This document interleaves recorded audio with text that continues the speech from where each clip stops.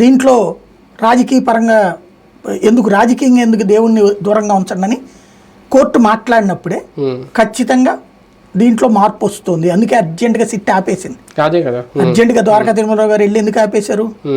అందుకోసమే ఆపేశారు. అంటే దేవుడితో మనం స్వార్థానికి వాడుకోకూడదు, దేవుడికి మంచి చేద్దాం. దాంట్లో కల్తీ జరిగింది, కల్తీ లేని ఆహారం ఎట్లా ఇద్దాం, కుట్ర జరిగింది తీసుకెళ్లి బొక్కలో దొద్దాం, కుట్ర చేసినటువంటి శిక్షిద్దాం. కానీ దీన్ని గందరగోళం ఎట్లా పరుస్తాం? ప్రాక్టికల్గా నిజంగా జరిగినప్పుడు శిక్షించాలి, అప్పుడే వెంటనే అరెస్ట్ చేయాలి. కానీ సెప్టెంబర్ దాకా ఆపాక ఇంకోటి ఆ నెయ్యి వెనక్కి వెళ్ళిపోయాక ఇంకేం శిక్షిస్తా నువ్వు? రాజకీయంగా వాడుతున్నారని అర్థమైంది. అందుకని ఇవాళ కూడా ఏమంది, రాజకీయ నాటకాలు వద్దండి, రాజకీయ డ్రామాలు ఆడద్దండి. అంటే అర్థం ఏంటి?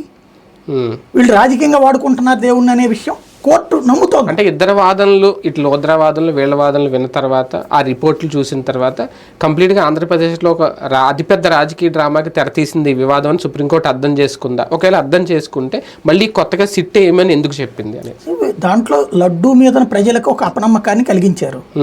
5 ఏళ్లలో కూడా అదే లడ్డు తిన్నామన్నటువంటి ఫీలింగ్ని చాలా మంది కల్పించారు. కంట తడి పెట్టిన వాళ్ళు ఉన్నారు, ఆవేదన చెందినటువంటి వాళ్ళు ఉన్నారు, వాంతులు చేసుకున్నటువంటి వాళ్ళు ఉన్నారు, ప్రాయశ్చిత్తం చేసుకున్నటువంటి వాళ్ళు ఉన్నారు, బోలెడంత మదన పడిపోయారు గత 15-20 రోజుల నుంచి కూడా.